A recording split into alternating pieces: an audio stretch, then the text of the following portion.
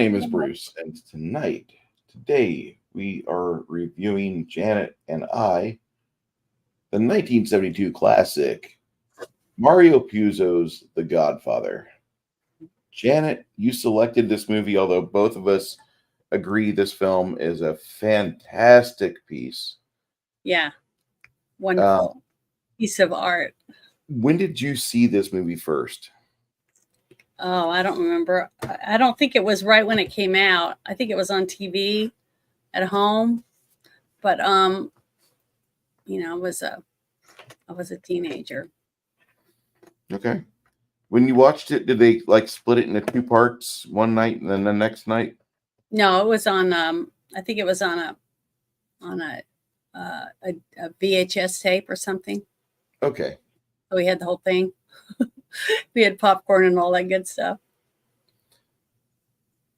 See, this movie came out in 72, and when they were filming it, the studio head, after seeing all the dailies submitted, Hmm. Coppola thought that he had a complete movie, and the studio thought you hadn't gone far enough with the family. You need to go and add some more family dynamics in there. And so he went back and he added it to where it's now like 2 hours and 55 minutes or something like that. Hmm. Which is a huge part. It's the main part of this movie is like when Godfather says you're not a man unless you're with your family. You know, Yeah. you're working with your family all the time. And I kind of felt that kind of on the back end or like a backhanded slap, like, oh, you left Illinois, you left your family there, huh? Yeah, I did. Oops. Well, it has a lot to do, I think, with them being from Italy. Yes. They're family oriented. They believe in lots of children because that's your legacy is your children, your grandchildren. So they're adamant about that and about family values. Not so much the men, not cheating and things like that, but keeping the families together, protecting your wife and your children, things like that, and providing good, trying to provide for them. So that is one reason why, The Godfather was. I liked it because I think that was one of the things that people liked about it was the fact that, even though they were pissed off at their sibling or their sister or their brother did some stupid shit, they were still willing to, kick some ass for them, even though they humiliated themselves or the family. Every family has a Fredo, and it doesn't matter what nationality you are. Everybody's got a Fredo in their family that he goes out and he gets too distant from the family and he starts doing things kind of against his own morality, against his family's upbringing, and it happens. Every family has that. And black sheep. Yeah, he really was. Yeah. The book doesn't spare any criticism from him either. This that was my introduction to it. I'd always had the book on the shelf, and I moved to Peoria because things were not great in Decatur. I grabbed a hold of a copy of the book, and I started reading it. I devoured it within a week. I read it 3 times within like a month, and then I was with this lady. She was into mafiosos and Italian horror films. So I'm like, okay, we'll watch it. We'll watch The Godfather. And she's like, you've never seen it? No, I just finished reading it. Yeah, I know you wouldn't put that book down. You even ignored Nights Out with Me. I'm like, I wasn't ignoring Nights Out with you. I offered to read the book to you. And that, to me, like that's a symbolic offer. When a man and woman are reading to each other, that's like the most intimate, lovey-dovey stuff you can have in a relationship, basically, because it's just you and them and a book, and one of you is presenting to the audience, which is your spouse. And I wanted that. And she thought that was like, oh, it's gay. I'm like, you fucking harlot, and that was like the start of our breakup. Within like a week and a half, we were done. And I was so happy that it was over. I know that sounds bad, but Well, the thing is that honestly, if a person you're with doesn't let you be who you are, I don't think you'd want to be with them anyways. no, To be accepting of each other's, if one person likes to read and the other one likes to watch movies on TV, or play games, or crochet or do crafting and whatever. If you try to stop them from doing those things, I don't think that's the person I would want to be with, if you know what I'm saying. okay. So You've known me for over 2 years. We're going yeah. on. We've known each other for 3 years. We've been doing this for about 2. And can you imagine knowing Bruce if he didn't play role-playing games? No. Okay. This Or person, doing what you're doing right now. yeah, this lady See, didn't want me to, she didn't want me involved with this. She hated this stuff. So well, you would be miserable. exactly. So I got out of that relationship, and life has been on this steady climb ever since then. That's good. And you found a better woman.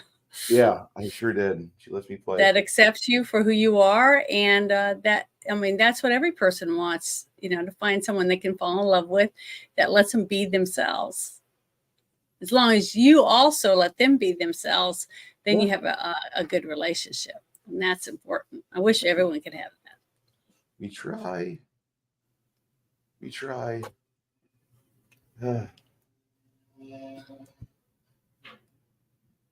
So,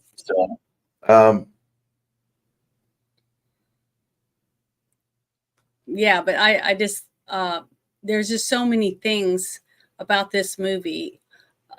Everything. I mean, it's really, you really have to really dig around just to try to see if you can find any flaws in it. Because they did such a details. There's very few flaws in this movie. Now, there's differences between the book in this film, but not a lot of differences in the least bit.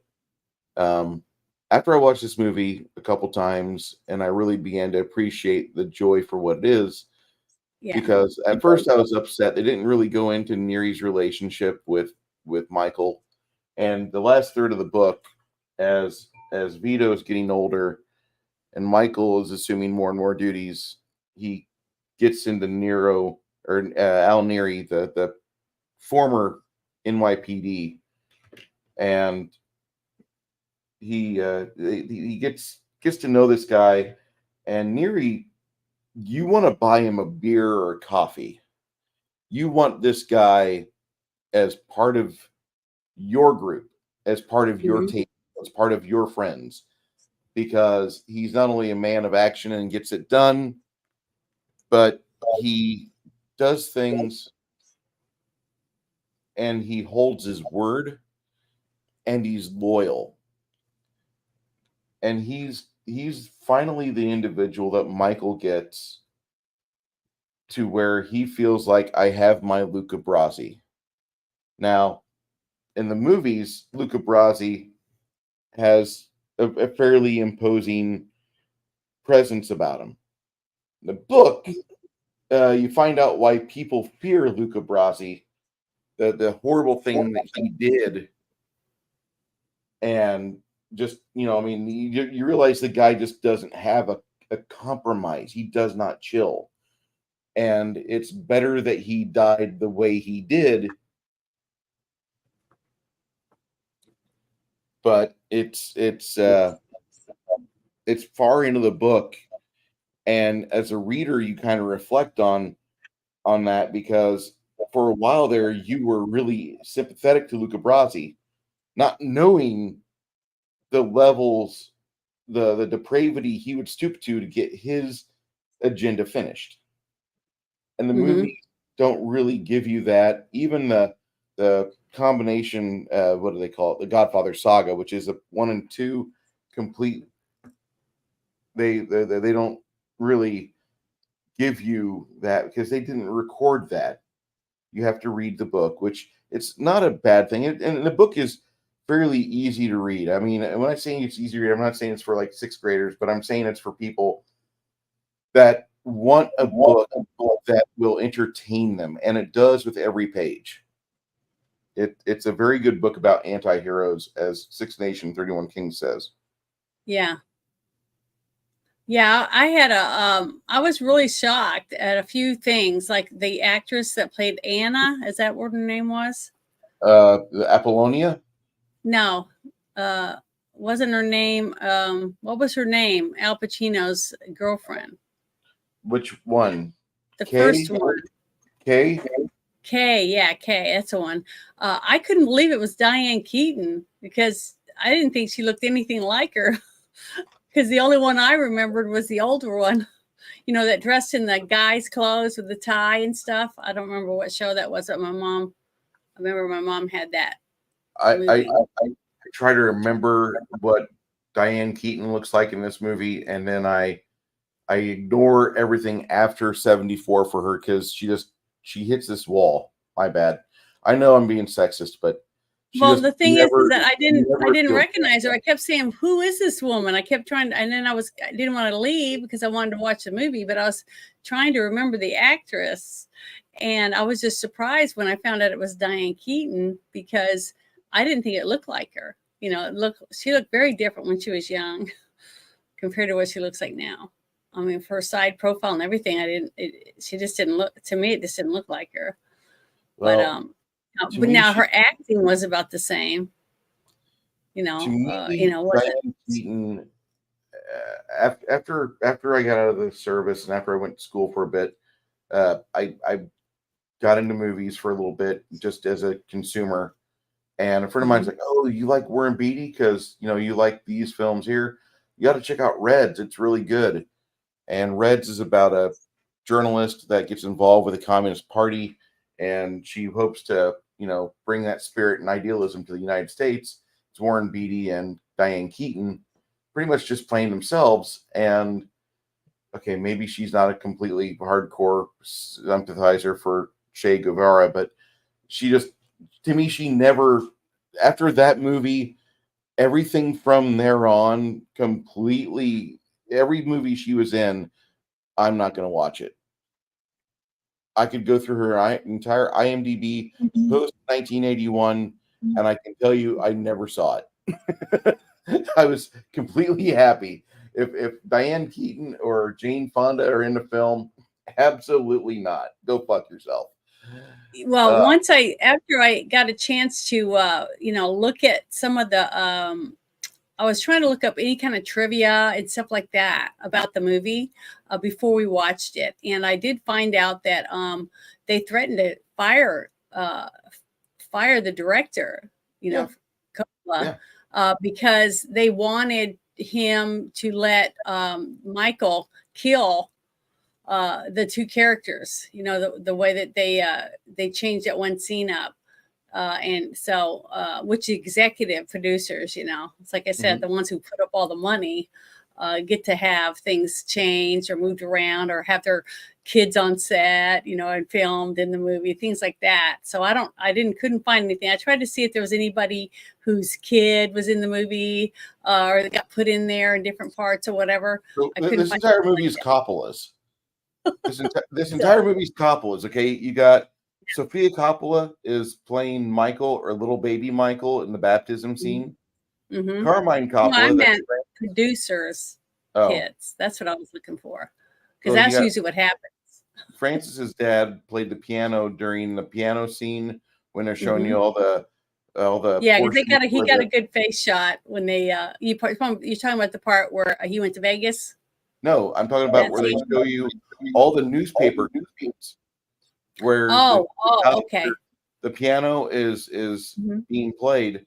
That's their father. That's Carmine Coppola, and that entire scene was edited by George Lucas as a thank you because Lucas asked him for help while he was doing THX 1138, and he owed like $400,000 to Francis Ford Coppola. So there was a sizable amount of loss on Coppola for that. And so that was part of George Lucas's. I apologize. Here's some work I can do for you. Here's what I can scratch your back with. And it seemed like it seemed like if you are going for nepotism, this movie's all Coppola's. Although there's no Nick Cage in it, but there is the Carlos, the guy that plays Talia Shire's husband in the movie.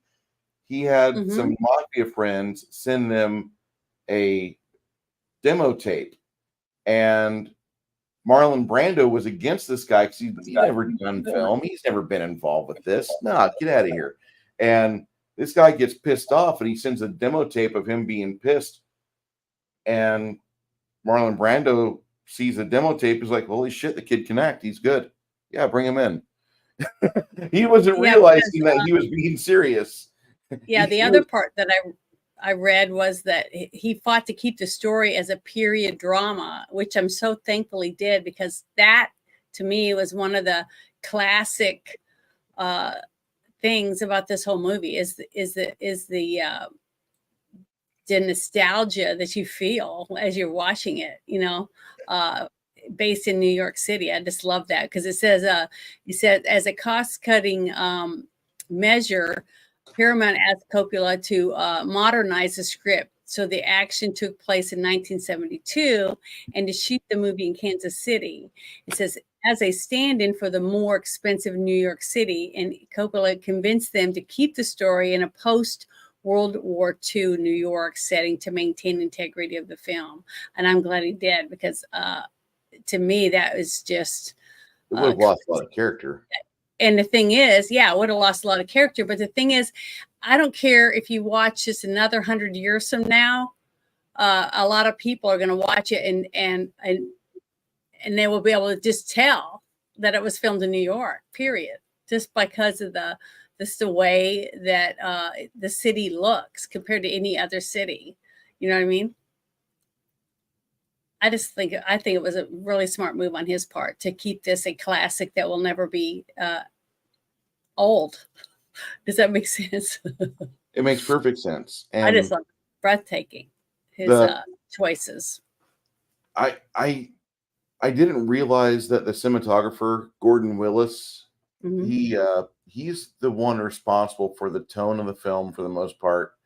Coppola and him didn't really get along well. I just found this out today when I was just reading up on it, but they thought that, like, with all the arguments going on, that those two were going to get to blows. And at one point, the actor that played Clemenza gets what? Is that on my end or on Bruce's end? Can you guys still see me? I can see you. Okay, well, was I stopped? No. Okay, well, you stopped. I couldn't see you or anything, so I thought that was weird. Sorry. It's Louisiana net. My bad. Arkansas net. My bad. The arguments between the cinematographer and the director were pretty legendary, and the guy that played Clemenza, he one day got in between these two very large individuals. And he tries playing the part of the mediator, and he pissed off Francis Ford Coppola. He pissed off Coppola so bad that the very end of the movie, reportedly, there's 20 takes they made him do going up the 4 flights of stairs, which is why at the very end he looks like he's getting ready to fall over. Oh, he did. He looked so tired. He was so worn out, but he's a chubby kind of guy, Richard S. Castellano, he was a very, very talented actor, but man, he was not a skinny, fit man at all. And he wasn't young. No, he was middle-aged by that time, I think. Let me check this out. The guy's been, he was alive from 38 to 88. So he made it 55 years. For a big guy, that's pretty good. Yeah. That's really good. And I think this movie does a really good job of showcasing his talent. 'Cause he comes off as just a very good everyman that's got a position of authority and responsibility and limited responsibility. He's not anybody, that, we can't replace. But for being Clemenza, he does a very good job as being someone who's trying to make sure Vito's kids aren't stepping on their own dicks and hurting the family name in the process. I absolutely loved his character role in this. But when I saw The Godfather Part 2, Bruno Kirby played skinny Clemenza or younger Clemenza. And it's funny because in the book, when they talk about younger Clemenza, he wasn't as heavy as he was then, but he still had this hearty laugh, which would kind of give you a hint later on he was destined to be greater in size. Mm-hmm. And it's kind of funny. Mario Puzo was a very, to me, he was one of the funniest authors at the time. And for him to write so seriously or about such a serious topic, but able to keep it to where it was digestible and light, and he still had some funny stuff in the pages. That's a mark of a good author. Yeah. I thought it was interesting when I read that the reason Coppola cast Diane Keaton, remember, I wanted to look her up because I was like, unique, different looking. She wasn't real pretty, but she wasn't dog ugly. Yeah, I don't know. She was like right down the middle, and she was very, very plain. She just wasn't. Yeah. I don't know. I was expecting the woman that was going to end up with basically one of the stars of the show to be more attractive. That's why when he went into and he courted the young woman, Apollonia or whatever her name was, that he would, she was pretty. I mean, she was adorable. She had this innocent quality about her. And she was just very typical, what you'd expect a young woman that was basically doing everything she could to be a good wife. She looked like she was ready to bear kids at the wedding, but she was going to be obedient. What I'm saying?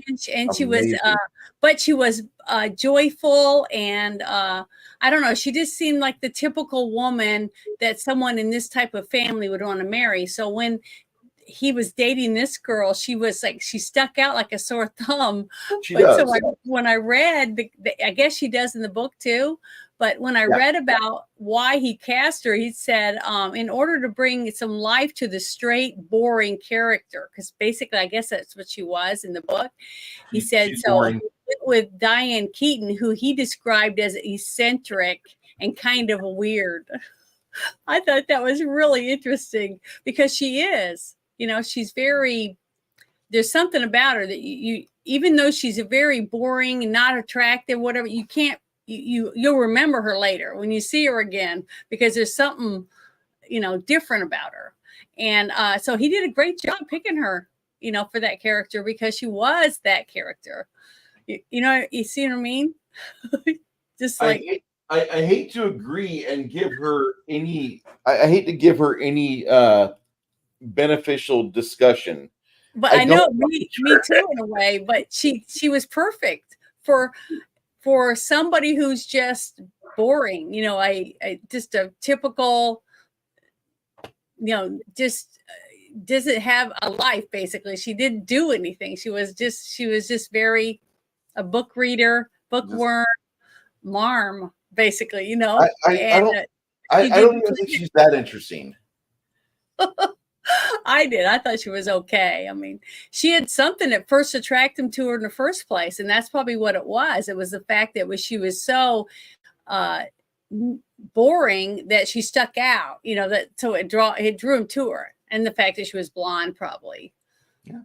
But she wasn't built like a brick house, or she just didn't have anything that stood out, where you'd see a bunch of men running to her side. And maybe that's another reason why he was interested in her, maybe for a wife, because no one else would be interested in her. I don't know if that makes sense or not. I mean, it's kind of mean, but maybe she seriously, maybe. Okay. Oh, Caroline said stability. Yeah. So he knew she'd be there for him later. Very stable person.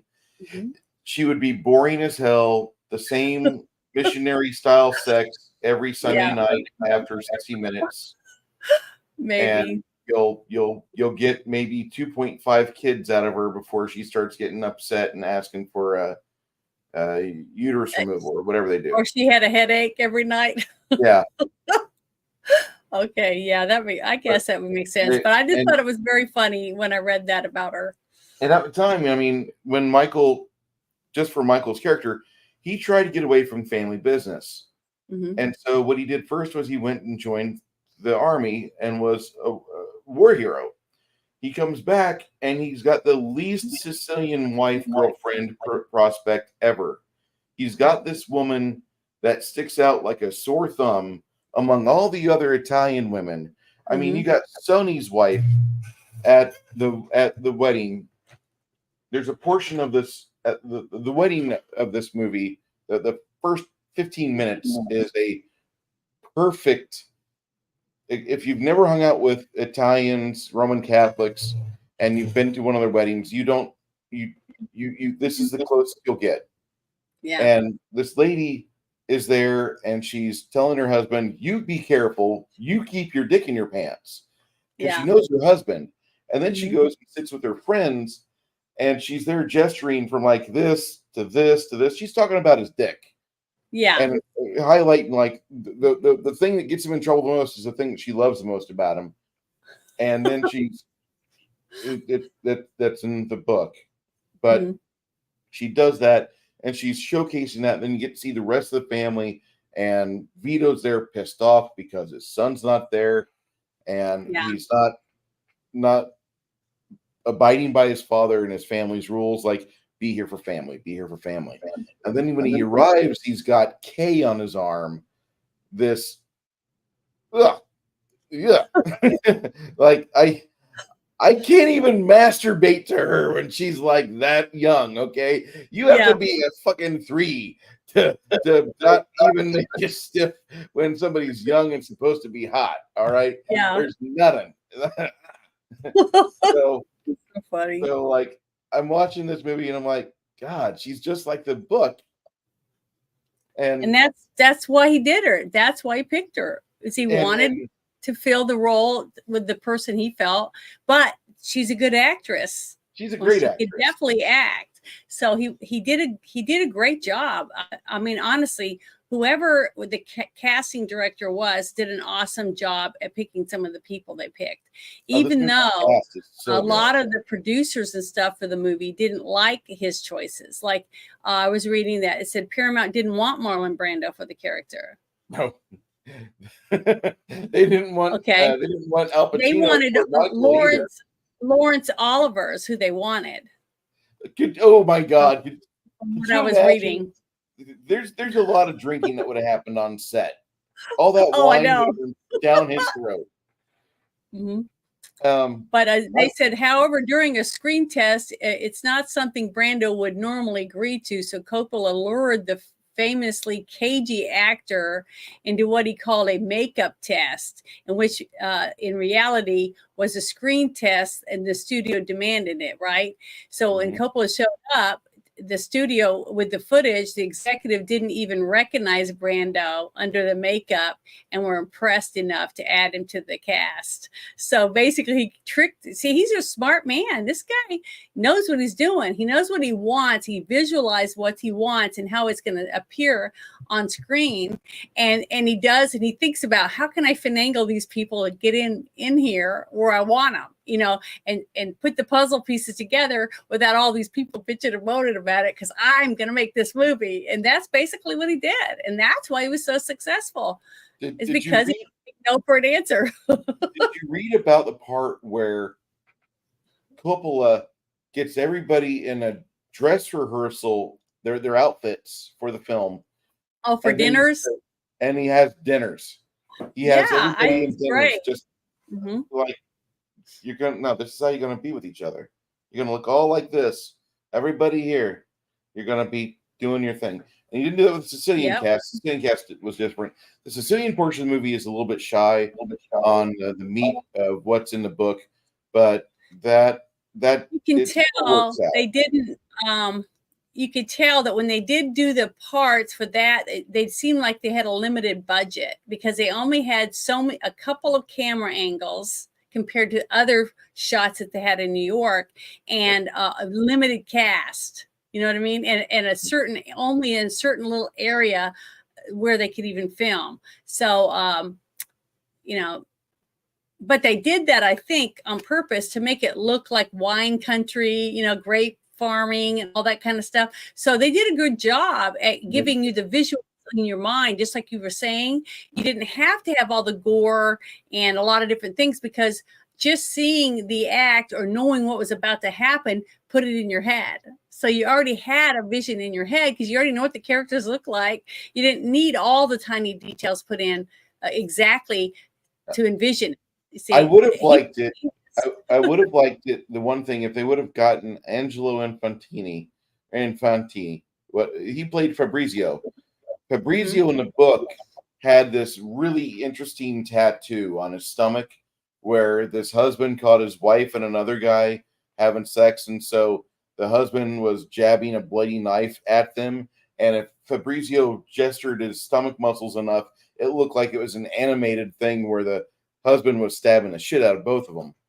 And in the movie, they didn't do that because this guy's not going to get a fucking stomach tattoo for 2 weeks worth of shooting. But it's fine. This movie took a full total of 60 days to shoot. I think the Italy side, the Sicilian sequence was like maybe 10 to 12 days.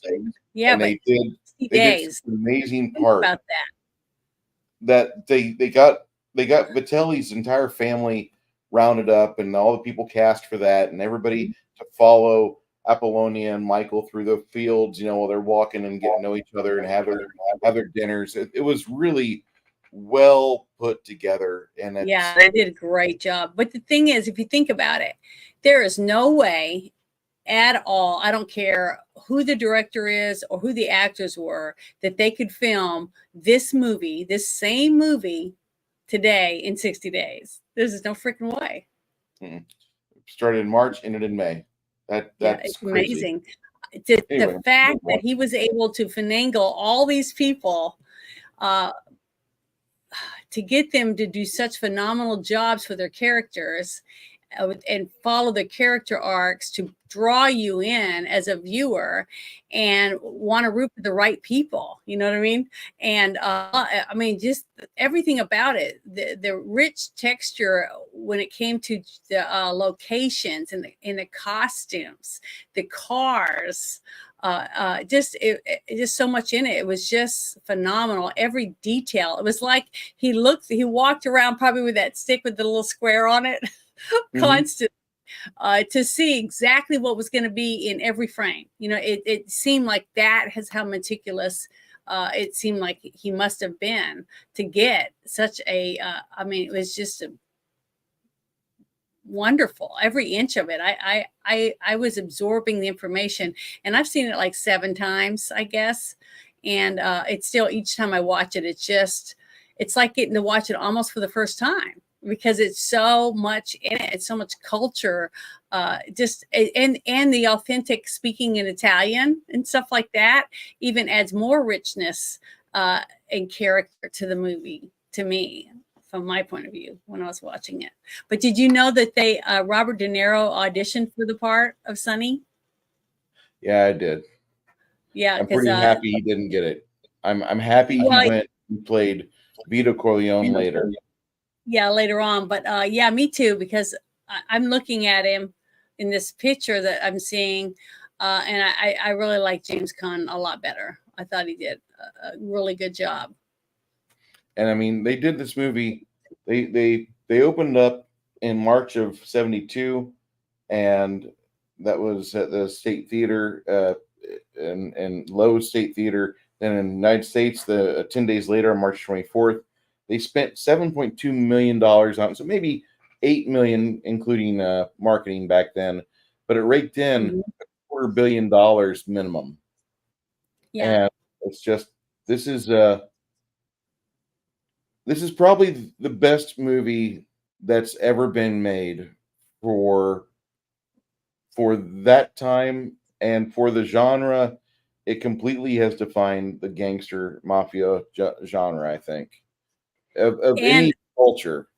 And I'm not yeah, just saying and Italian American. I'm saying like Yakuza, or if the Africans have yeah. a gangster culture. I think Mhm. this defines that culture very fucking well. Well, the wedding scene, towards the beginning of the movie, where you had a lot of extras in it. Okay, and anytime you have a lot of extras, you're going to have people falling down, people coughing, people not following continuity. You just have a lot of problems, and the fact that I think he treated his extras differently than, because most scenes you don't have any extras in it. Almost all the movie is particularly around the certain characters. That's it, and it's all you see because they're so secretive. They have to go from one place to another. Then they have meetings and different things like that, and so they didn't need it. But in the few scenes that they did have extras, like the funeral and the wedding and the baptism, the people sitting in the seats, little things like that, you Mhm. want it to be more authentic. So you need to have people walking and shopping or driving cars, things like that, for the movement and everything, to make it more authentic and richer. Well, the scene from the wedding, what I thought was really neat was that he said to add a sense of reality to the wedding scene, and because they only had 2 days to shoot the whole wedding, okay, he said he had the cast, which the background people, told them to act out and improvise, what they would do at a typical wedding. How would you react? How would you act? And so they're already dressed, so they were able to just be themselves, basically, and he let them do it, and look how good it turned out. Yeah, it turns out so well. You have I know, amazing. there's a discussion where Pacino reflected, I think it was in the 45-year anniversary, where Mhm. him and Kay are sitting at the wedding set, and they're just talking, and they're like, all right, well, we've done our lines, we just wait for everything else to get filmed, and fuck it, we made the worst movie ever. They thought they were in a bomb of a film. They Oh, really did. really? Yeah, he thought like they just told us to act like we were married or we were going out with each other. Just act like we were ourselves in these outfits and just pretend we're at a wedding. So I'm gonna go grab some more food and I'm gonna get you some more wine. But this movie sucks. Yeah. That's what they thought at Well, the a lot of time. them probably did, not realizing what a classic this movie was going to turn into. And I guarantee you, after this movie came out at the movie theater, they were all bragging about getting to be in it. Every single one of them. And Every single one. their kids and their grandkids are talking about it now. Hey, my grandmother was in this movie. My grandmother was a background or whatever, a stand-in or whatever, a caterer. I mean, anything that had anything to do with this movie, because this movie, I'm telling you, in another 100 years, this will still be a movie that people talk about because of its authentic, authentic, uh, I don't know, authenticity, I guess, of how it seemed so authentic and real. Mhm. Like you were saying, it's typical of some families and the way that they treat each other. Even today, just like you said, when you have to court the women, you have to get permission from the parents, and you have to have supervision so that nothing naughty happens before the wedding, that type of thing. I wish we had more of that. It's like I said, when I had four sisters, and our date, we'd have to be home before, it was either 11 or midnight, depending on our age. And when we pulled up in the driveway, we weren't allowed to sit out in the car for, more than 10 minutes. That was it. The light would start flickering on and off on the front porch. We better get our ass in or we're grounded. So, just little things like that, you know, I think I wish more parents would push their children to have, because this is all you have. you know it's who you are, and you're in your body. Basically, when you're a teenager, you don't own property, you don't, everything's owned by your parents. So the only thing you can have any control over is yourself. So make other people look at you and say, that's someone that I would want to be friends with, or I'd want to date, because they're respectable, they're somebody that other people might want to date, that type of thing. Instead of saying, oh, that, you take her out, she gives good head, or that the whispering in the background, which I heard a lot of, because I was a tomboy. So I was like, I ain't dating none of these guys from this school. So I didn't have that problem. But, um, I don't know. I just wish they'd bring back more of this type of family values. I wish everybody did that, and defended your brothers and sisters, like the brother, when he found out, he went over to see his sister and she's all beat up. All he wanted to do is kick that guy's ass. And she's begging him, don't kill him. She loves him, even though he's beating the shit out of her. Oh, How old was this though? irritating to me. That's completely why. That's completely why we have cops that will fucking roll their eyes and putter away to a domestic violence situation 30 miles per hour below speed limit, because they'd rather those two people just kill each other. And that way, I when know I it's get there, because I have people in my own family, okay, that have gone through that, and it's like a syndrome, and it is, and you should go through therapy, because you do think it's your fault. You feel like, if I was prettier, if I wasn't chubby, if I was a better cook, if I cleaned house better, you start blaming yourself, because you're thinking, it's got to be something I'm doing because I keep making him mad. Okay, that's what you're thinking. So you constantly, changing your perfume. You're doing everything to try to make sure you don't make him mad. I don't want to be too much perfume, or too much or too little perfume. If my hair is not just right, all that. So you're constantly, don't know how to react, because you're worried that anything you do is going to set this person off because you're doing it wrong. And that's a person that needs therapy after being in that type of relationship. And I felt really bad for her. And she was the perfect actress for that. I hate to say that, but this time watching it, I kept thinking, Adrian, in the background. I couldn't help it, because, Rocky was a big movie and she was a big actress in that. But I remember when Rocky hit HBO, and HBO had its little magazine that would give you a schedule every month. If you were subscribed to HBO, you had your own little TV guide for HBO. And here's Rocky, and they're talking more about Talia Shire, who starred in The Godfather and The Godfather 2.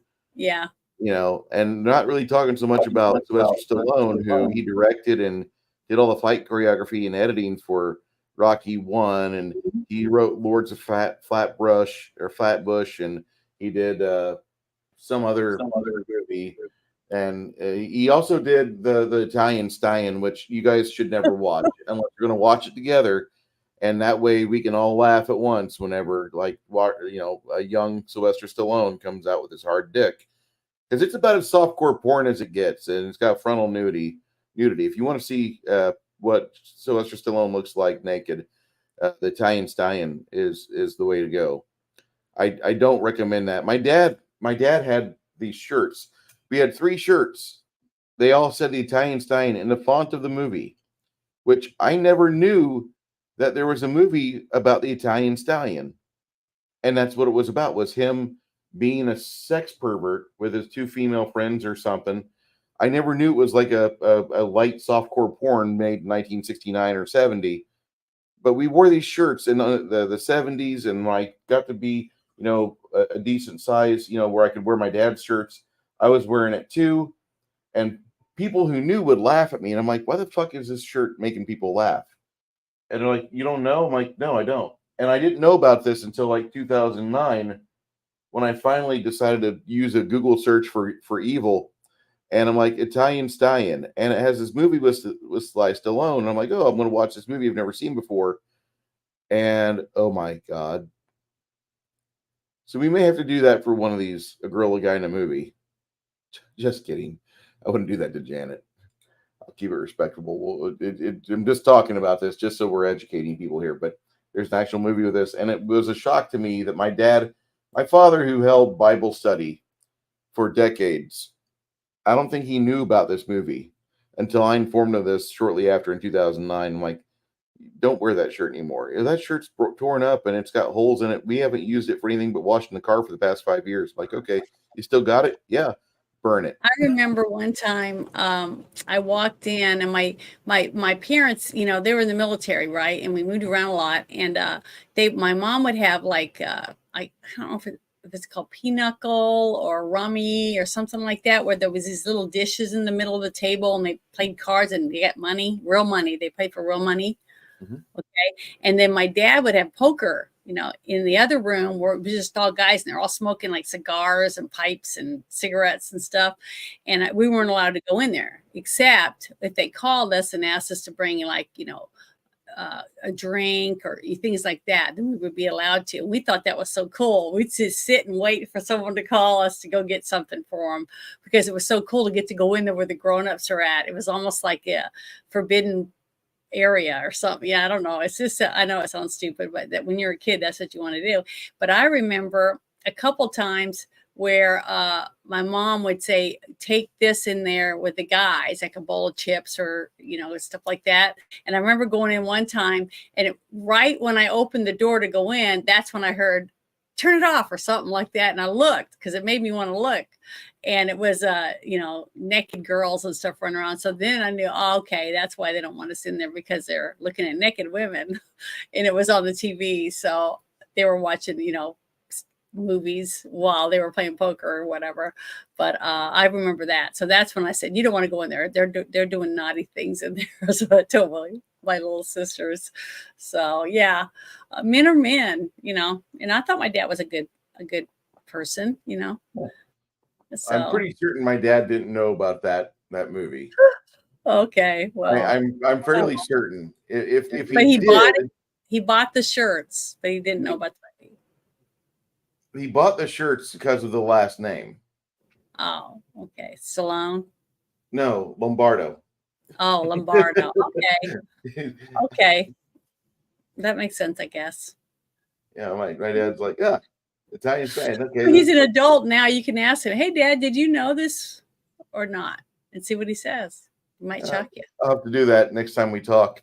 Probably tomorrow. But it's just a funny thing. And this movie, like Stallone applied, he auditioned for it as well as Carlo and a couple other roles, but it didn't work out for him. And he directed and wrote some other movies, and then he did Rocky in '74. So his life came out pretty good. And as far as Hollywood's concerned, I'm not a big super fan of Stallone, but I gotta say in his defense, Sylvester Stallone is probably one of the best people.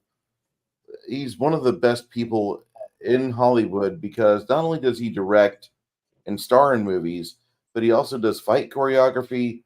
He does his editing. He does shot composition and works really close with the director of photography if he doesn't do it himself. Uh-huh. He's really the all-rounder for a film. You got a bargain when you had him on your films. Hey, Flatey, Yeah. how you doing? Just recognized Flatey's in chat. Sir, I hope you're doing well. We missed you last week. Nice to meet you. But Stallone is a really good fit for Hollywood. He does really good work in front and behind the camera.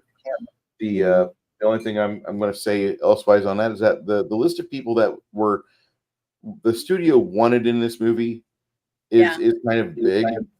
They even wanted Elia Kazan, I believe, Elia Kazan, and they wanted to replace Coppola with them because Kazan would work with a notoriously difficult Marlon Brando. And Marlon's like, fuck you, I'm not quitting unless you get rid of Coppola. If you get rid of Coppola, I walk too. I'm out. Yeah. And so the brass at Paramount's like, I don't get it. We thought Kazan would be the magic pill, but Brando was pissed because Kazan did his testimony in '52 before the House Un-American Activities Committee. And there was a lot of people like Nick Nolte, when Kazan got like a Lifetime Achievement Award. Nick Nolte was there in the auditorium just glaring at him. I want to say it's 1999 or 2000 when that happened. And just Nolte's like got his own agenda. He's got his own things. I don't agree with him on everything, but I agree beer's good. The fact that he was like this just on camera looking and shooting daggers into Kazan the whole time this guy is getting this award and receiving it. And other people were standing up saying, oh my God, he's so brave. And, you know, he had Kurt Russell and others in more of a pro-America standpoint, clapping, saying we like Elia, we like the fact that he's doing this.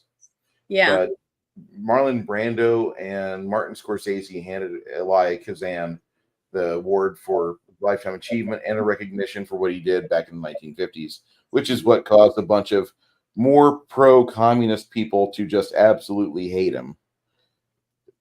This is all Hollywood history. It's separate from American history. Let them argue. Let them be their asshole selves. I hope they make good movies. Well, the scene where his son is talking to him because he wants to ask him questions, you know, because he's a smart son, because he trusts his dad when it comes to running the business. And he wants to hear what his dad has to say when he explains different situations to him. You know, that scene where they're outside and I think they're drinking wine or whatever. I think one was drinking wine, one was drinking beer or something. But the scene where you see him holding that cat in his lap and he's petting it. Mm-hmm. Okay, that one part says, yeah. He said the cat was a stray cat.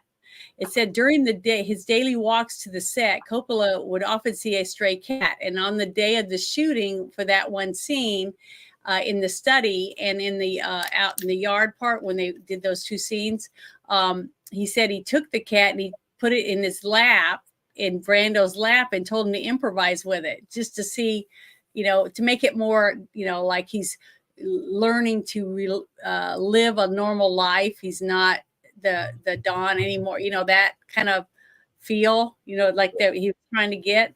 And he said the cat loved Brando so much that he would just sit in his lap during all the takes all day long. The cat just loved him. So little things like that for some reason in his mind, it was must have always been going, looking around, scoping to see what he could just take out of everyday life and put it into the scene, even though it wasn't called to be in there. You know, it wasn't through the prop department or anything like that.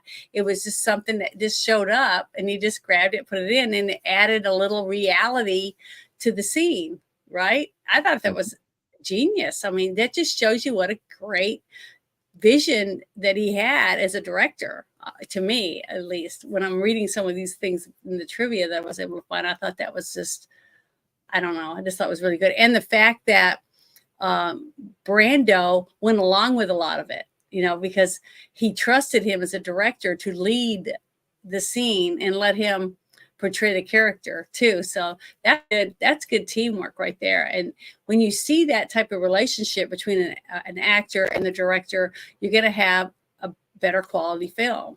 And that right there is proof. Some of these little things that I've been able to read is that the actors trusted him, you know, for his direction. That's why he's called a director. And man, I just think it was awesome. I'll set up for a minute and let you talk. But I just neat. I love this movie in a lot of aspects. There's a lot of reasons why I don't really get tired of watching it. When you said let's watch it, I'm like, okay, let's put off Idiocracy for another month or two. We'll be fine. Yeah. And but this is a great movie to watch. It's a good time to be able to reminisce and talk about things. The attention to detail in this movie is so thick, by the way. Yeah, the scene where the horse head, that was a real horse head. That wasn't a prop. So it was a prop, but it was a real horse head. Yes. Yeah. Well, you know what I mean. It wasn't a piece of rubber with fake blood put on it. Is what I meant as a prop. Yeah. Okay. Yeah. Rob Bottin was not part of this. No. When he pushes the covers back, okay, and he's reacting to it. I mean, honestly, I think part of the reason why he was so realistic is because he realizes that's really a real horse's head. Okay. He's smelling real blood. Yeah, the smell in the room, and for all the people to be in there with them while they're filming, because it takes quite a few people. You know, you got the camera guys, you got the guys holding the lights or the microphones, the boom, the other people holding different things that they need to have for the director, and then you have the actors, you know, in there. So that's quite a few people in there. But they got the head was from a local dog food company that makes all that nasty stuff. It chops it up for your pet, and that when I read that, it almost made me gag when I was thinking about it, because I was like, that is disgusting. Because the people after we're done with the scene would have to clean all that up. It's pretty gross. And the guy was actually laying in the bed with it, a real head of a horse. That's I'm not gross. that disgusted about this, but I'm wondering is like I've slept through a lot in my life. Like there have been times where like there might be an earthquake or there Yeah. might be something going on outside, Mhm. but I've slept through it.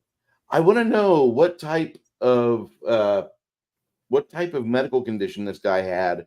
What was Woltz's problem to where he didn't notice somebody bringing in a 22-pound horse head, Oh, opening probably weighed the. more than 22 pounds. I mean, oh, just the thought of it. It's kind of gross. That was a I pretty big want to head. know what type of medical condition is it? You are a heavy sleeper, or they crept in and just gave him the bottle of ether over his face to Hmm. keep him sedated and snoring off it happily. And then you have the painful realization, I'm waking up, I've got blood on my hands. What's Yeah, going it's on here? gross. And he's, what's that smell? And you don't get to see the camera guy or the lights guy or the boom. You don't get to see their reactions, but they're in the same room with this guy in pajamas getting real horse blood all over him. I wanted Yeah. to I would love to have been able to like reverse the camera and just see like their face. How are they reacting as they're Yeah, in and he this? was a real good actor. I mean, in the scene before he finds the horse head in his bed, Yeah. he was great, playing a guy that was pissed off and fuck you. I'm not going to do what you tell me to do, and I don't have to do it, and I don't have to mind you. You guys aren't my boss or whatever type of thing. And him sitting at the table to eat the meal, like already knowing pretty much what the guy was going to say, but it was like a formality that he was there. And I thought that whole scene leading up to the horsehead thing was really good too. It's a very good. Everybody did such a good job in all their parts for this movie. Every character they picked, I thought was great. That was a good Well, scene too. it's just an amazing scene. The first act of this movie completely completely took the doors off, and the book is very much like that. It just lets you see what organized crime is capable of doing, especially in a world that doesn't have nearly the amount of surveillance controls and surveillance state as the rest of us that we're living in hell now have.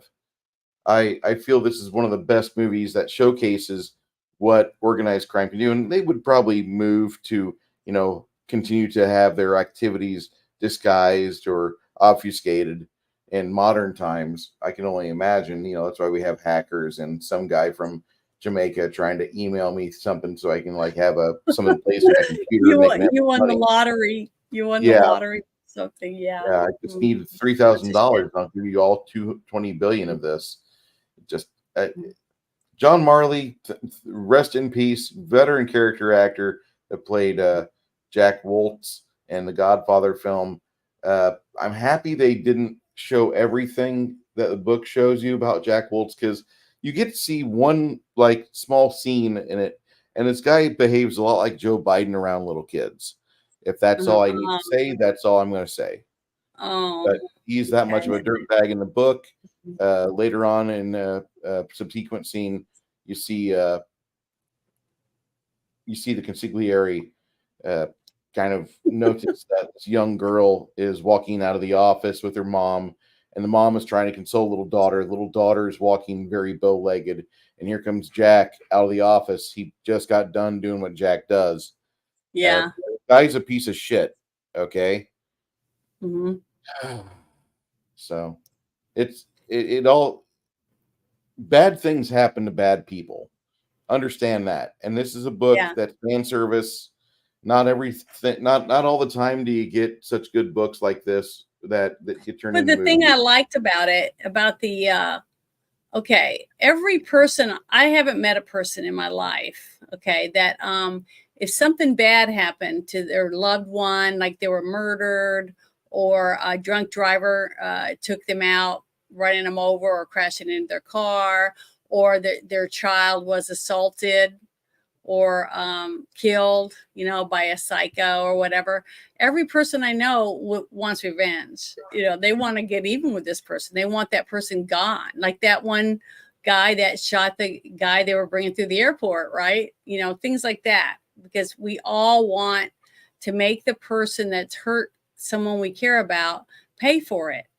Because usually our court system just goes bad, and that's about all the punishment they get, which is nothing compared to what they deserve. Because my mom would say in the Bible, it says an eye for an eye, and I think we should have that right, is what my mom and dad would tell us.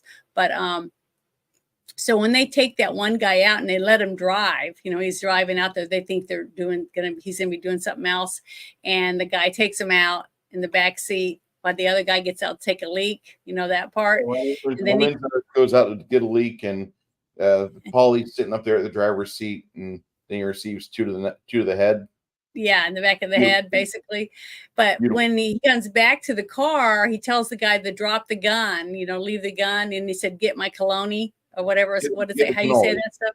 Cannoli. Yeah. Okay, that was an ad lib. He didn't have to put that in there. But that's one thing I said about the director, is the fact that he lets the actors, say what they want if they feel like it's a natural act by the person that's portraying. And a lot of it gets left in because he likes it. He likes the reality that they bring to the character by, just letting the character be who they feel that the character would be. You know what I mean?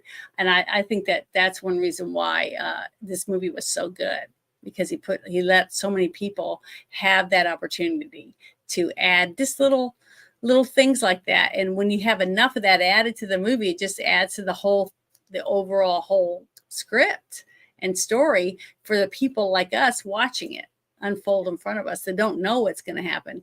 And you would know all these things. That's what's so interesting about going back and reading and getting to watch documentaries or whatever else that talks about the making of The Godfather, and things like that, and interviews with the actors that portrayed different characters in it.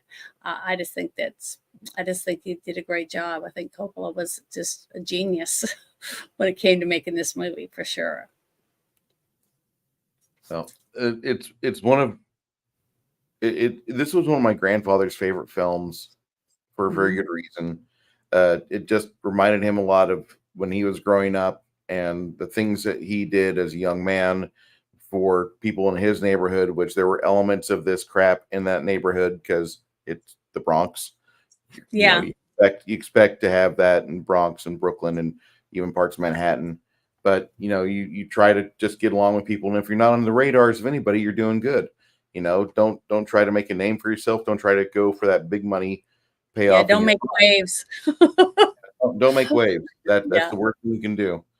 And it's just a very well put together film. And I think this is probably, as far as mafia films go, this is the start of the golden age of mafia movies, which didn't end until 1995, 96's Casino, which is another great movie. I mean, it's hard for me to pick like the best mafia film because you have so many, and like 2 or 3 guys are responsible for all the mafia films that people watch as guilty pleasures all the time. Godfather. Yeah, Ocean's 11. Would you consider that a mafia movie? I disregard that movie. I don't, really? I loved it. I thought it was great. It's not a movie I watch. It's okay. Have you seen it? It's okay. Yeah, I've seen it. It's okay. It's not anywhere near Casino or Goodfellas or. Well, I didn't say it was the same. I said, did you consider it a mafia movie? I consider it a mafia film, but a very lighthearted. It's kind of like if Battlestar Galactica was a sitcom. I kind of look at it in the same aspect. Yeah, like I can see what you're saying. I can understand that because it is. It's nothing compared to this movie. This movie, even if I didn't know whether or not it won anything, if I watch this, I would think while I'm watching it, and then when it's done at the end, and you're like you're just so You just thought it was so entertaining and so good. You immediately think, oh my God, this is going to win an Oscar. You know, that's the kind of quality that I felt when I watched this movie, you know, and I still feel that way. I still feel like if it was put out right now, the way it is right now, and put it out to the movie theater, that it would be nominated for something, because it's so good. It's just a phenomenal movie. It's just excellent. And on that horse head All scene, little check marks. on the horse head scene, that freshly severed horse's head was used from a slaughterhouse in Jersey, but the blood was not real. That actually was a prop. The But horse's still, head, I don't care. It's a real head. That's disgusting. It's Had great. eyes and everything, you know. Oh, it's just gross, the thought of it. Because when I first saw it, I thought it was scary enough, and I thought it was a prop. You know, I wouldn't think it was a real head. All the animal rights people throwing a tantrum over it, you know. Oh, gross. Yeah, they couldn't make this movie today for $10 million. And they couldn't make this movie today at all. Way. Really. And not in 60 days. There's just no way. In 60 days, they would not be able to make something at this high quality, you know, with all these bases covered in that amount of time, period. I don't care if it cost them $300 million. They wouldn't be able to do it in 60 days. I have a theory that a lot of old school directors, and I'll say the guys from like the glory days of Hollywood, Francis Ford Coppola, Martin Scorsese, George Lucas, Steven Spielberg, I think those guys, Brian De Palma, I think they all read The Art of War. And The Art of War, it's not about beating the shit out of the bad guy, beating the shit out of the other person. The Art of War is about moving your pieces on the chessboard and getting logistics down. That's the art of war. By you getting your supply train set up and being able to out fucking supply your opposition, you're able to fucking get the time bandit will be beat. And these guys from back in the day, I think they did a severe amount of reading and study on the art of war, and they figured out how to maneuver all their pieces, from casting to prop department to costuming to the like location scouting and all of that. I think they got so into the art of war that they were able to actually achieve something that today we can't. Because today there's so many open. You go to make a movie, and there's a guy that says, "I need money for a permit." Yeah. And I want to make a movie in over here. Well, I need money to get your train cars over in that location. Well, I need money for that. And getting the supply chains properly to flow is a bear. Just you people that are in our chat, just think how difficult it is for you to get your family anywhere. Now you're doing it for people that are, you know, they're getting paid for this and they're going to pay their note for this, but they're having to stop their life processes to get your movie done. And that's why, because you got to remember, especially depending on how big each they take the script and they break it down into small little scenes, depending on the location, how many people are going to be in it, and all that different stuff. Then they have to have that set up and have the prop people make sure it's set up the way it looks like it's supposed to when he looks through the camera lens, right? And then you have to have the lighting people, you have to have the camera guy there with the batteries or whatever he's going to need, or the equipment, you know, like the little rails that put on the floor if he's going to roll it around, whether it's going to be handheld or whether he's going to be in a chair or on a ladder, you know, all those different things. Then they have to have costume, they got to have the characters, they got to have, or the people that's going to be in it. Then they got to have the makeup and hair people. Okay. Then you have all, if there's going to be the extras, you know, in it, or if there's going to be stand-ins, sound people, all that stuff. And then you have to have catering, okay, to make sure that they have food and water stuff for, because who knows, depending on how long the shoot's going to take. You know, all that different stuff. That's a lot of people, even for a very small scene. Like one scene, you just like you said, they used to just film one direction, and then they'll film the other direction, then they'll put it together. Well, today they'll film it from up the sides all the way around. You know, it just depends on what the scene is and how many people are in it, you know, that type of thing. And then you have to have editing and all that stuff later after all this part of it's done.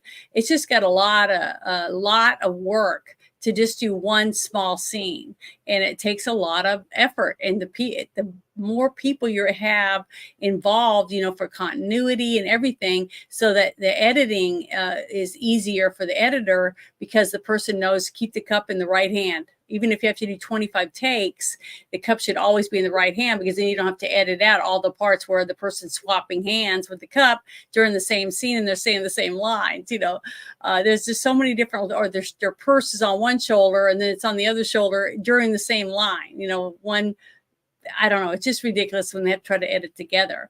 And that's why you'll find lots of mistakes, because the continuity person wasn't there to make sure that they were doing it.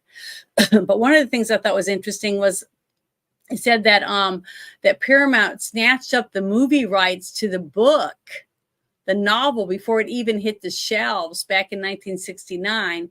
It was a savvy move, as the book spent over a year on the bestseller chart, with more than 9 million copies being sold. And that was before they even made the movie. The book was a hit. So they already had name recognition for the people that bought the book, that they would want to probably go see the movie. So that was smart. I'm just amazed at how this movie was put together. And I have a picture of Leslie Hetland up there. This is a failure. Okay? This is the lady that was what was that guy, Weinstein's best buddy? Yeah.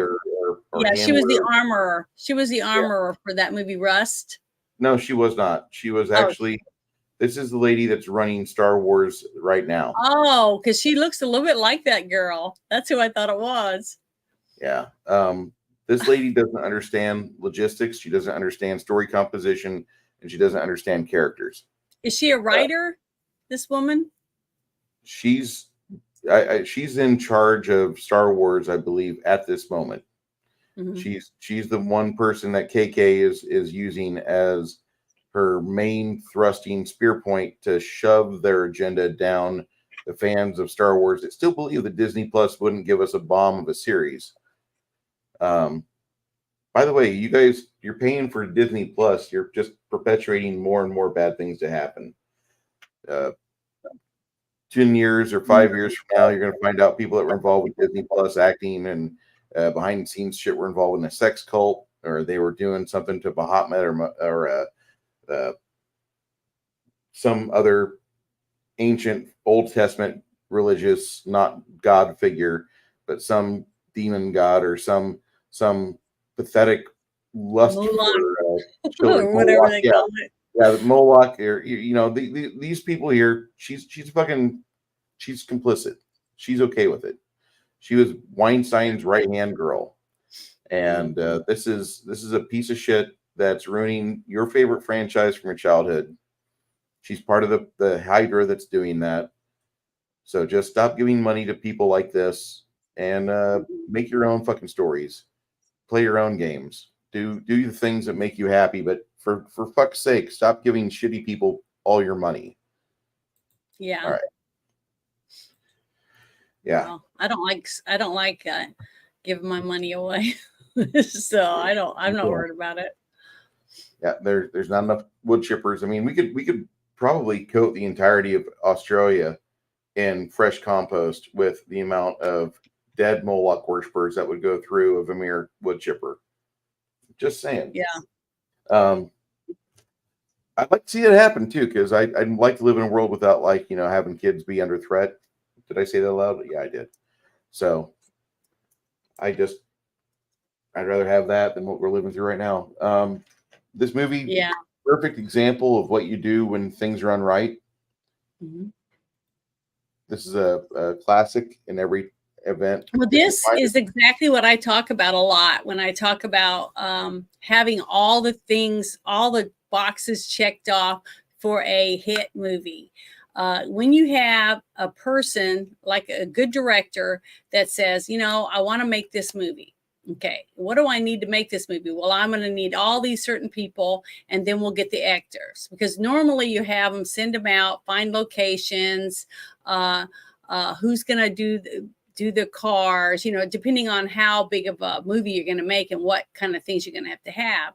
Then you bring in who you want for the costuming and who you want for casting and who you want, the companies. You talk to all these people. And then once you have all that set out, then you trust them enough to let them do their jobs. They got a good casting company you worked with before. They're going to pick people that are going to, they don't pick them and say you're hired. What they do is they go through the list of the acting jobs that they need. And then they go through and pull people out that they feel that the director will like as that character. And then they send them to be looked at. And then the director either picks them or he doesn't. I've been in rooms where they had all the different characters set down. They'd have the names of the characters set on the floor in this giant room. And then they had all these folders all set along the line. And they just walk by and go, nope, yes, no, like that. And then the ones that he liked, the assistant grabs up and then they call those people with the photos. Now, he doesn't know if they can act, but those people, by the look of what they look like, they'll be called in for their, audition, that type of thing. So every director does things differently, especially like you'll hear these stories where the director's walking through the mall or he's at a restaurant or he's walking down the street and he looks across the street and goes, oh my God, that person looks just like the kind of person I need for this part. And then they'll go and sometimes they'll pay to get them to have a couple acting classes or whatever. It just depends, they have a vision in their head and, or you can walk in and they look just like my ex-wife. Get rid of them. You say you just don't know. So you're stuck with whatever because the director's always right. It doesn't matter if anyone else agrees or not. The director gets what they want, unless they're overridden by, like I said, like a producer.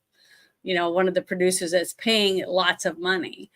They can come in and say, the director's not doing a good job. Just like you read on a few things that they were breathing down his neck on a lot of things. They were saying, we like this, we like everything you're doing, but we want this scene. We want to see him take out those two people. We want him to do it. You see, that type of stuff. So, sometimes the director has to, abide by what the producers are wanting, but that doesn't mean he can't do it his way. You know what I'm saying? Even though he's doing it, he's making the decision how it's going to be done. Even though it's going to be in there, but he's going to do it his way to get it in there, which I think is great. And he did do that. He stood up for what he believed and made the vision he wanted. And I think that and you can tell by watching this movie that he did a phenomenal job, that he knew what he was doing. And I would definitely want to hire him if I had the money because of the way he did it, and the way he put everything together, who he decided he wanted for these characters. I just thought it was awesome.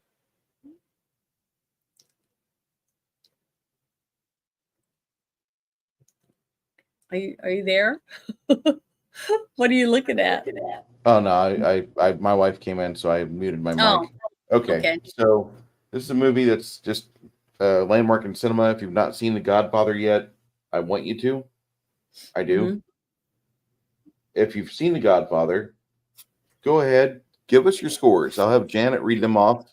I'll star them, and we'll have everybody that's got an opinion on this movie have a voice. And I want you to, this person, Janet? No, I was just trying to find him. No. This person right here is asking for assistance. Yeah, I don't know them. So I was going to. Okay, go ahead. I don't know who it is. Sorry, Mohammed. I've never seen him before. I don't have money. Thank you so much, though, for trying. But yeah, I don't see him in mine. I'm trying to find him. Is he on mine? He might be in. Yeah, he's on. Yeah, that's what I'm saying. I'm looking at. Oh, I see it. I see he's on mine. That's why I got to go back to my thing. Sorry. Okay. No, I don't know who that is. All right. I don't recognize him. We don't really do charity here. I don't even like super chats. I want my friends to give money to people that they know need help. And I don't know you. I don't know if you need help, but you're not one of my friends. Thank you. I know that Yeah. sounds terrible. Sorry. I'm over on mine. I don't see anything. Let me check my X real quick. Is it X? Because I don't Yep, see what it's on it. X. Oh, it's on X. Okay, I'm totally. I gotta give you He's on your X. Okay, he's on here. Yeah, get that shit off screen. Oh God, I don't know who this is. I'm not even following them. They're following me, but Yeah, I noticed that. there. Hopefully that helps. We'll see if they get rid of them or not, because I don't know who they are. Yeah, Never seen I don't know. I mean, for all I know, he's just another Jack Woltz character. I think this is a fine film. I would recommend anybody that's just a fan of movies or they want to see modern day actors that play patriarchs or older mentor characters like you're for some odd reason I couldn't think of Robert Duvall's name, but Robert Duvall was in one of my favorite modern movies called the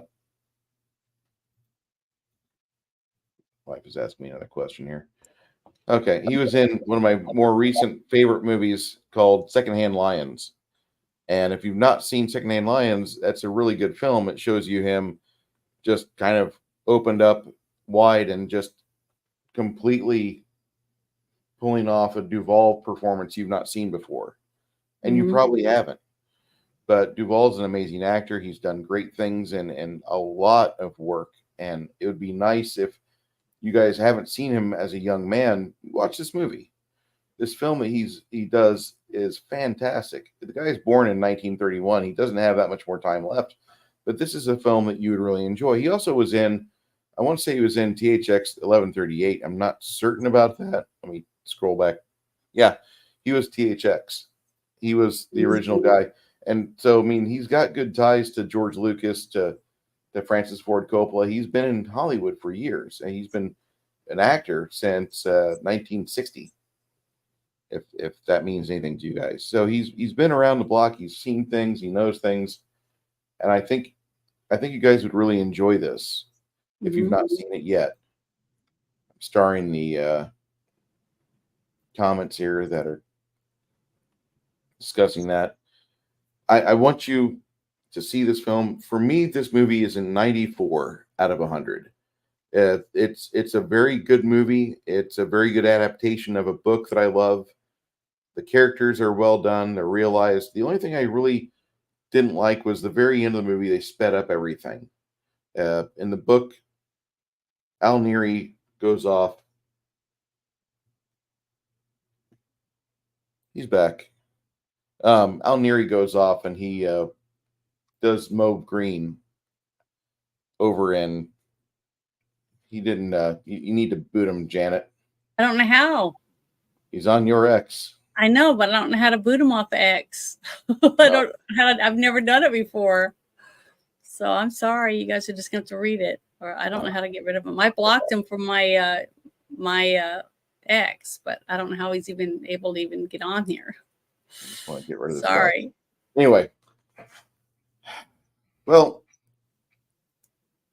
Robert Duvall is just a good actor, and if you want to see him in a younger film, THX 1138 is good. This is a great movie. This is probably the best movie he's done in all of his years. He's been in a lot of like 85 and up, 85% and higher movies throughout the whole time. He's been in Hollywood. He's done some stinkers, I will say that, but this is one of the movies that really he made his bones in.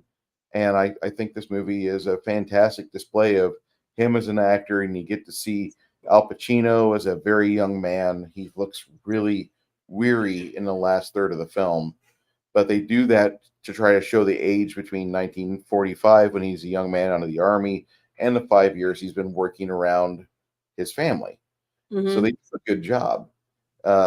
They don't really go too much into Al Neary. The book goes into Neary quite a bit, and then the book also really dives hard in the first and third act into Johnny Fontaine. Johnny Fontaine in the book is a tremendously big character, and it's such a good time. If you have the time to read the book or do the audiobook for The Godfather, I completely recommend this. Go ahead, Yeah. Janet. What I was going to say, I'm trying to remember what I was going to say about it, was the fact that for me, for this movie, I'm going to give it a 9 out of 10. Yeah. That's my rating, because it was really hard to find. There was a few little things that I didn't really like about the movie, but that doesn't mean that it didn't belong in the movie. It's just that I didn't prefer, like I didn't really like her character being so boring, you know what I mean? So humdrum, and why someone like him that could have pretty much any woman he wanted from the city, picking that one, that type of thing. Little things like that. That was it. But everything about the way the director worked to make this movie come to life, I can't really find any flaws with that. And the fact that the editing did a phenomenal job, because it seemed flawless, that it hummed along like, like a story unfolding in front of you, basically. And it looked like every dime that they spent to make this movie, which was wasn't very much. It was like 6 million? 7.2 at the most. Yeah, very low amount of money. And not including the marketing, which is probably boosting up to 8 million. Yeah, but the fact that it was such a small amount of money, and it was filmed in New York, right? Almost all of it. Oh, yeah. And how many actors were actually in it, how many cars they had to use, just all the detail that they put into it. It's amazing to me that it was so cheap. I don't know how they got away with making it so cheap. But the thing is, he just did a great job at working with what he had. Like, just like I said, like putting the cat in the scene and letting the background actors and some of the other actors just be themselves, basically act themselves. And it made it more real. I mean, it was rich with culture. You just felt like you really were stepping into their time and their culture. I don't know. I just thought it was just wonderful. I thought every aspect of everything he did, all the way down to the outfits everybody wore, the hairstyles that people had, just all that. And the food they were eating. There was so much food in this movie. I mean, everybody was eating all the time. It seemed like everyone ate something, almost every scene, it seemed like. But it was just really, really well done. I mean, this was one of the highest grades I've given any other movies, because I gave Tombstone a high grade too, and The Great Raid, even though I know you didn't give them as high as I did. But to me, The Great Raid was just one of my favorite movies ever, and I thought they were very meticulous on everything they did in that movie too. And this one's one of my highest rating ones, because it's just such a classic with every aspect that you can think of covered. Filled in all the gaps. There's no puzzle pieces missing, and they were all put where they belong. So I loved it. That was great. If you could read what I just highlighted there. Okay, just a second. It's on main screen. Yeah, it's 85 to 90% out of 100 easily. Yeah, I agree, 100%. I'm a 90% myself. Gold standard for mob films. You can ick it apart and find toms to talk about.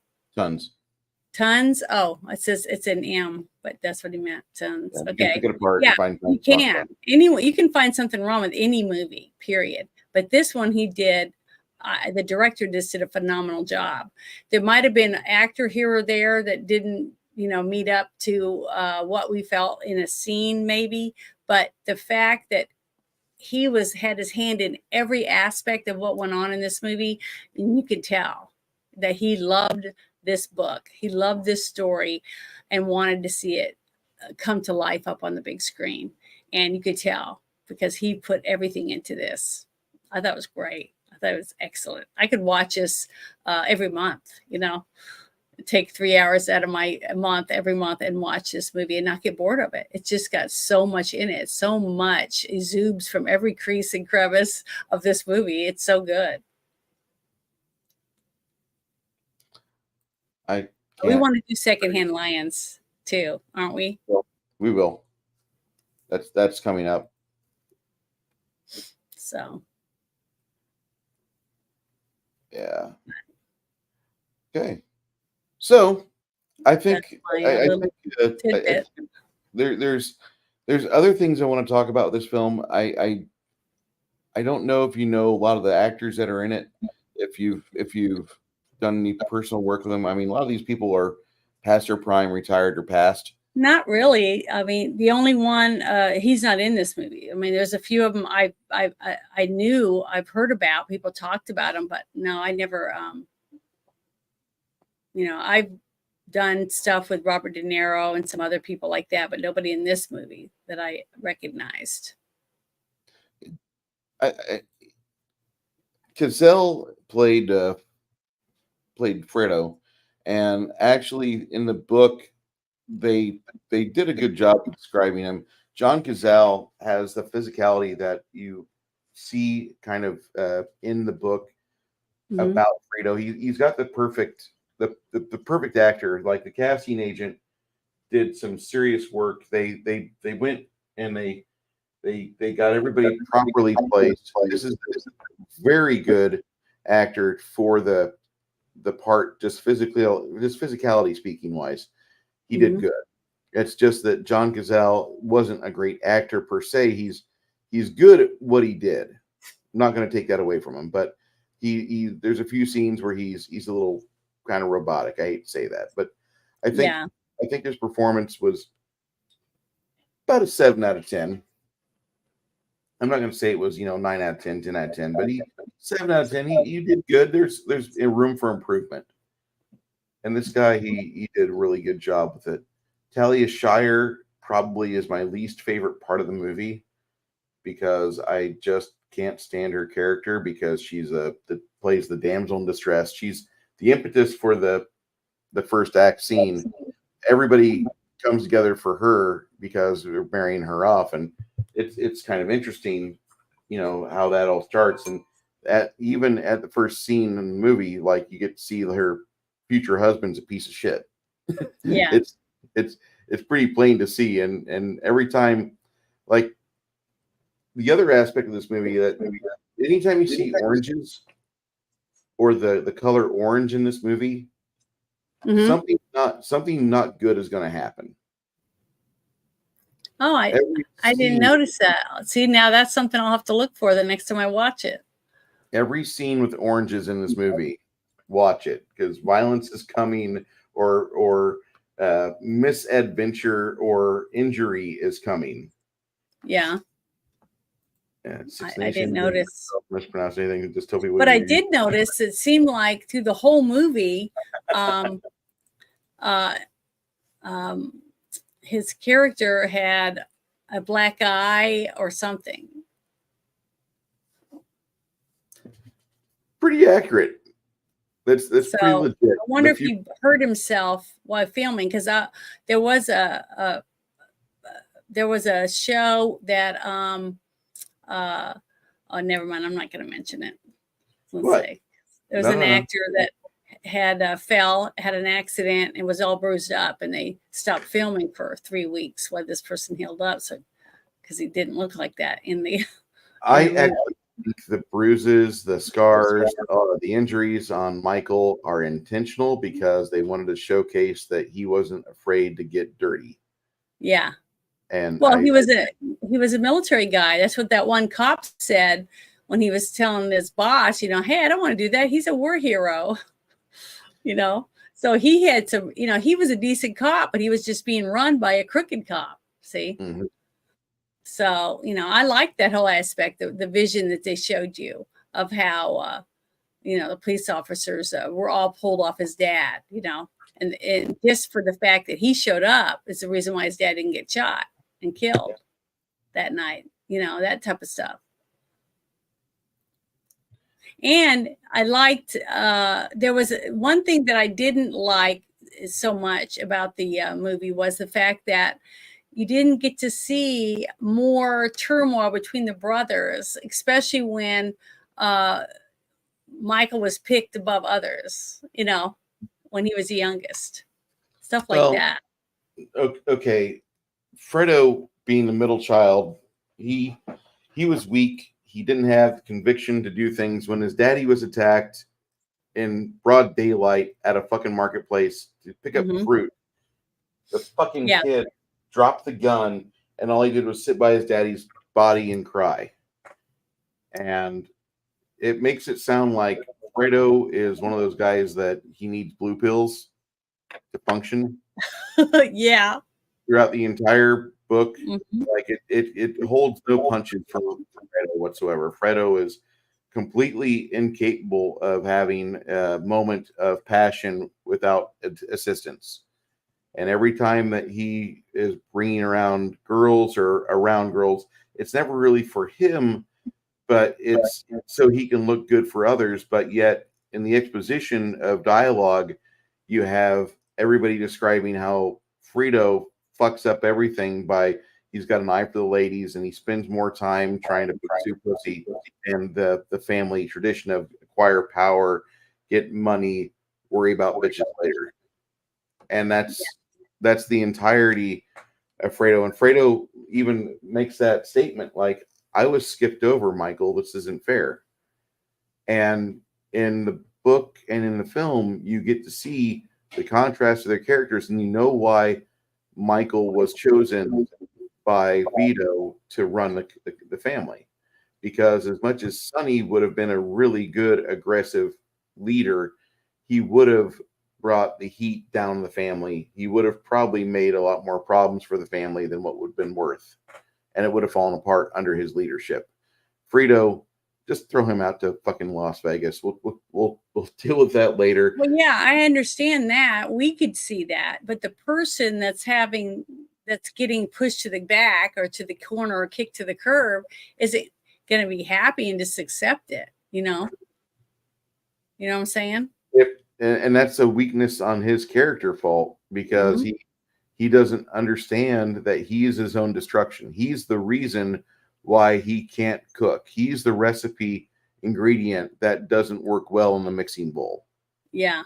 And he's the oil and water don't mix.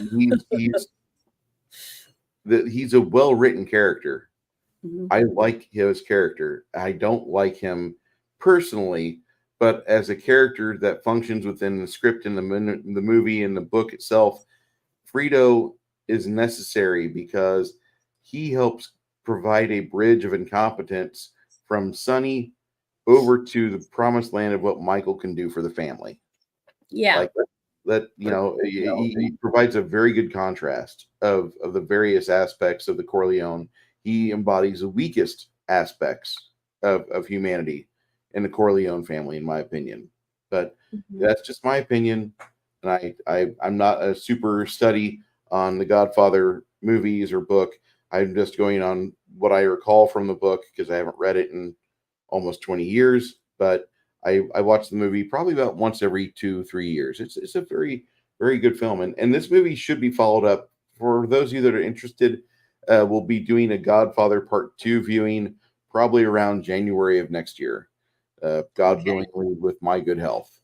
But I'm looking forward to that because I want to see the Godfather Part 2, and I want to discuss it with Janet and see exactly how her opinions are on this.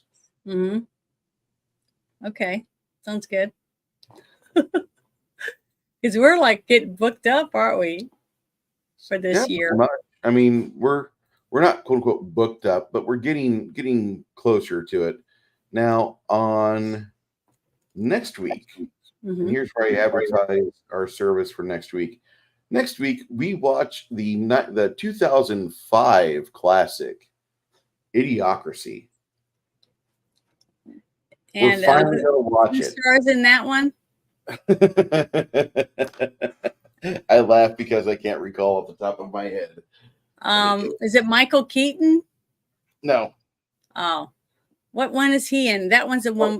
You're thinking of Multiplicity. Oh, okay, yeah. So no, I This- haven't seen this movie then. I'm talking about Idiocracy, and this is I a haven't movie seen it. with Luke Wilson, Maya Rudolph, Dax Shepard, directed by Mike Judge, the creator of Beavis and Butthead. Yeah, I have not seen this movie. That's coming up. Oh, we're going to watch it. This is a fine time for you to catch up with the rest of us, because this is the best documentary of our current America. Yeah, I thought we were going to be watching some other movie that like a 2-part documentary. We're going to be watching in the month of August. Oh, okay. I didn't know when it was coming. We're going to be watching a 2-part documentary called In Search of Tomorrow, which is about science fiction. I'm excited about it because I haven't seen it either, but it looks 5 hours. It's 5 hours. I know. So we're doing it between two Sundays, and we're going to talk about it after each viewing.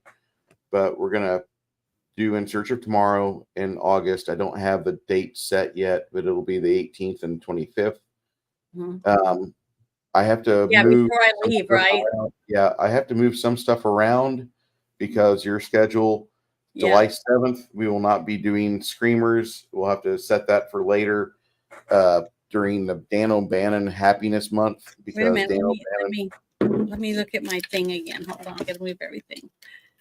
Because I'm leaving on, I won't be here for the 24th for the game or the 31st, and I'll miss the 25th and the 25th is what I'm going to miss, and then I'll miss the 1st of September, our show. But all the other dates I'll have open. Because I thought I sent them to you. I wanted to make sure. We'll get it squared away, and we're going to be watching that. Now, I want to have a series where we study Dan O'Bannon. Mm-hmm. Yeah, you said that the other day. Dan O'Bannon is the more I delve into the movies with you, the more his name keeps popping up. Now, at first I thought I was going to do a Walter Hill appreciation series because Walter Hill did Alien and Warriors and a bunch of other really good movies. But Walter Hill did not do Alien. That instead went to Ridley Scott. And Dan O'Bannon was selected to work on Alien because of a movie he did with John Carpenter in '74 called Dark Star. And he's no longer with us. He's always had medical issues. He died in 2009. But he's one of the primary writers and character writers for a lot of our favorite films we've watched in the past. I can't get a hold of Bloodbath. I need to try to find that. That's a short he did. Then he did Dark Star with John Carpenter. Then he wrote the screenplay and story for Alien. Then he did Phobia and Dead and Buried. And then in '81, he did the original story and the segment called Soft Landing for Heavy Metal, one of my favorite cartoons of all time. Not my favorite cartoon of all time, but it's up there. He also was involved with the Blue Thunder movie and TV series. Then he did Return of the Living Dead. In '85, he also did a screenplay called Life Force, which many of my friends say is one of the greatest movies for vampires of all time. Who starred in that one? Life Force? Yeah. I think I saw that. Yeah. It's got Matilda May, Steve Railsback, Peter Firth, Frank Finlay, Pat Stewart from Star Trek The Next Generation, Michael Gothard, Nick Bell, and Aubrey Morris. Also, John Hallam plays. I don't know if I've seen that now that you said all those names, because I'm like, I don't think I have seen that. I think you have. Is it with aliens? Yeah, it's space vampires. Okay, I'll have to see the trailer or whatever and see if I did see it. That's one of the stills from it. Great special effects. I haven't seen it. I have not seen that movie. This girl here is thinking of another movie called Life Force. Life Force. She's mostly the first act topless and mostly naked. But and she's a vampire. Absolutely. Oh, okay. Well, I haven't seen this movie, so it's another new movie I haven't seen. No, I have not seen this. Yeah, this is the poster for it. It's supposed to be a good film. I haven't seen it all the way through yet. But I love sci-fi and I love vampires, so I think it's right up my alley for sure. Yeah. But no, I don't think I've seen it. Then he wrote the screenplay for Invaders from Mars, and then he was part of the character creation for Aliens because he wrote up Ellen Ripley. Then he did the story and screenplay for Total Recall. Oh, really? Yeah. Yeah. He wrote Total Recall some good movies. And Second Variety in the early 80s. He gets a check in the mail for this, and they did a little bit of touch up on the script for from his early work. He did Alien 3 stuff for the characters and video game. He got a check for that. He got checks for Alien vs. Predator video games in 94.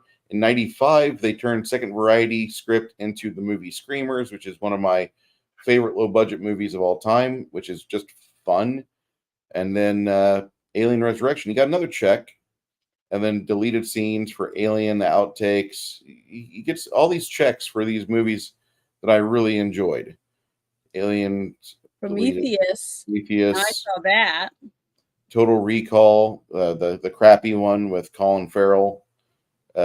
He got more checks for Alien franchise stuff, and that's all he's been getting checks on, or his family's been getting checks for that because he started the entire Alien franchise. He's responsible for it. So we're going to have a Dan O'Bannon appreciation month. What? I said, I hope he keeps getting checks. Yeah. I mean, and he even did a little bit of work. He was a helicopter loudspeaker officer in Return of the Living Jet. He was pinned back in Dark Star.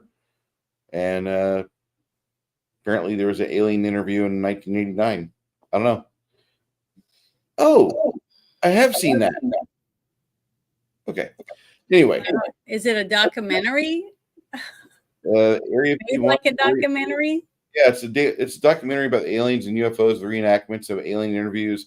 It's got a real video of an alien being interviewed by a government official, but like it's not really an interview. This alien dies on camera. Yeah, I haven't seen that either. I'll have to watch it. Man, that's a lot of stuff I haven't seen. That's what I said. I'm amazed how much I haven't seen. It's great though. It gives me something to do.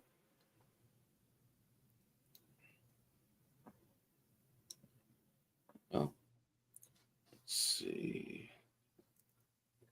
I'll have to find it for you. We'll show it to you next time. But this is it's just an interesting, grainy video from the 80s where this guy trying to talk to an alien, trying to get words out of it, and then the alien just slumps over, and doctors and nurses rush in. But because they don't have alien physiology textbooks and training in college, it dies. Yeah. And it's funny because William Strieber said, either this was a really good fake video or this is a video that we shouldn't be showing the public. Anyway. Well, how'd you get it? Hey, Jackie Blue's in here. How are you, Jackie Blue? Somebody leaked it? Oh, hello. Life Force video game rocked. I haven't played that. Yes, everybody knows Matilda May for those. Absolutely. They never called. They never Who's called Matilda May? That alien. If it only would have been wearing a mask. Who's Matilda May? She's the actress from Life Force. Oh.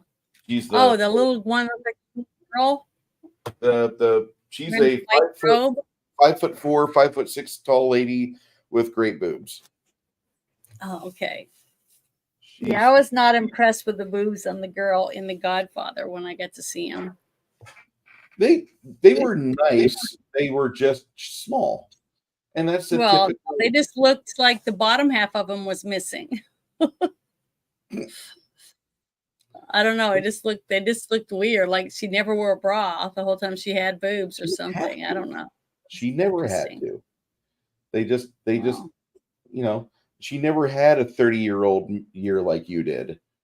She didn't have that Well, the year. thing is that you want them to look straight ahead, not look down to the ground. And when you No. don't wear a bra, that's why they look down to the ground. Yeah. Even if they're little, they're going to look down to the ground if something doesn't hold them in place because of gravity. That's what happens. And she was young to have gravity already affecting them, which was sad. Unless that's just how hers looks. Sorry, I can't help it. I don't see lots of boobs besides my own. It's all right. So anyway, here's something I want to leave on a positive note. Here's the man receiving his medal. He bites it. It's real. Gets the wine, shoots it everywhere. Fuck the world. The originals, Star Wars prequels, Rogue One, Andor, the Ewok movies, Holiday Special, The Acolyte. Oh. Yes, I am a boobtologist. I've had them for a long time. Real ones that I grew on my own in my own garden.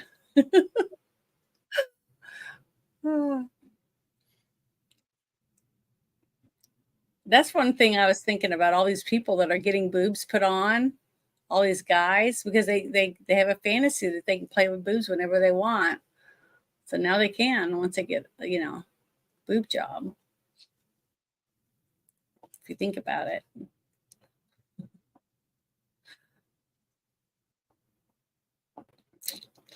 Sorry to go wreck the car off the cliff.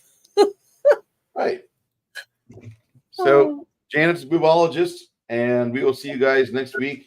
Come join us in Discord to help us watch Idiocracy. We prefer you guys be on mute. No offense, I want to hear the movie. Whenever we have a good laugh, go ahead and laugh, clap, or whatever. But I don't need to hear your mom or your aunt or like your washing machine rattling. I love you guys, but I put it on for the movie. If we want to have a bitch session, we'll have a bitch session afterwards. We can do that. But I want you all see to you guys. Prefer my ladies to have a cross between a windsock and Wonder Woman's lasso for breasts. Really makes them develop character. A windsock and a Wonder Woman's lasso. I don't understand. I guess it's like a rope that they can throw or something to grab you and bring you back. That'd be funny if you could like lob a boob out there and have a man attached to your areola. Yeah, but the thing is, you could do hacky sack. You could throw it behind your shoulder and then bring it back and kick it with your foot and kick it back over your shoulder again. If you don't wear a bra over a while. I mean, that's what my mom always said. We would watch those nature shows, and there'd be all them women that, go braless, from the islands and stuff. And she'd say, see, this is why it's important to wear a bra. You don't want your boobs to look like that. So we always did. We always wore bras. So I'm glad. Thank you for joining me and Janet. We'll see you all again next week. Maybe we'll throw some shorts out there. Anyway, guys, talk to you soon. Yeah, thank you.